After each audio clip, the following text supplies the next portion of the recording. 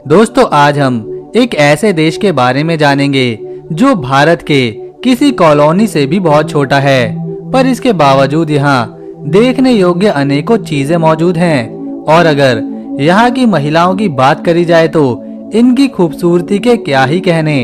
दोस्तों हम जिस देश की बात कर रहे हैं उसका नाम है अंडोरा, जो विश्व के भूगोल में एक अलग ही स्थान रखता है। इस देश में कई ऐसी बातें हैं जो इस देश को दूसरी कंट्रीज से बिल्कुल अलग बनाती हैं, जैसे यहाँ का इतिहास, भाषा, रहन सहन, वेशभूषा, संस्कृति और धर्म। इस खूबसूरत से देश का ऑफिशियल नाम है प्रिंसिपैलिटी ऑफ अंडोरा। अगर मैं इस छोटे से देश के भूभाग की बात करूँ तो इसका क्षेत्रफल सिर्फ 468 स्क्वायर किलोमीटर के क्षेत्रफल में ही फैला हुआ है। यह दक्षिण पश्चिम यूरोप का घिरा हुआ एक देश है जो पूर्वी पायरेनीज पर्वत पर मौजूद है और स्पेन और फ्रांस बॉर्डर भी इससे जुड़ते हैं। इस देश की आधिकारिक भाषा कैटलन है, जो सुनने में रोमन जैसी लगती है। जनसंख्या के मामले में यहाँ आबादी काफी कम है। अंडोरा देश की कुल आबादी मात्र 77,000 के आसपास है। इस देश का मुख्य धर्म रोमन कैथोलिक है, जो आबादी का 90% फॉलो करता है। अंडोरा देश की राजधानी की अगर बात करी जाए तो यहाँ की राजधानी है अंडोरा ला वेला। यह यूरोप का छठा सबसे छोटा देश है और दुनिया का 16वां सबसे छोटा देश। इस देश में वैसे तो कोई एयरपोर्ट नहीं है, लेकिन इनके पास 3 प्राइवेट हेलीपैड जरूर हैं। आपको ये बात जानकर हैरानी होगी कि जितने लोग इस देश में नहीं रहते उससे ज्यादा टूरिस्ट हर साल यहाँ घूमने आ जाते हैं, जिनकी संख्या लाख से भी पार पहुँच जाती है।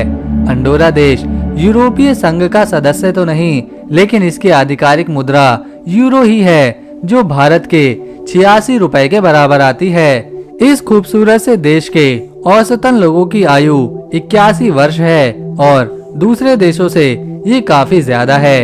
इस देश का सबसे बड़ा शहर अंडोरा ला वेला ही है, जो कि यहाँ की राजधानी भी है, और सबसे छोटा शहर अरनसिल है, जहाँ पर केवल 1555 लोग ही रहते हैं। एक सिद्धांत के अनुसार अंगोरा शब्द की उत्पत्ति अरेबिक शब्द अल-दोरा से हुई है, जिसका मतलब होता है मोती। यह देश अपना स्वतंत्रता दिवस 28 अप्रैल को मनाता है, क्योंकि साल 1993 28 अप्रैल को अंडोरा स्वतंत्र हुआ था। इस देश का लगभग 90% हिस्सा पहाड़ों, जंगलों, नदियों, झीलों और घास के मैदानों से बना है। इस देश की सरकार किसी भी परिवार के प्रमुख पुरुष व्यक्ति को हमले या आपातकाल में अपनी परिवार की सुरक्षा के लिए कानूनी तौर पर गन रखने की इजाजत तक देती है।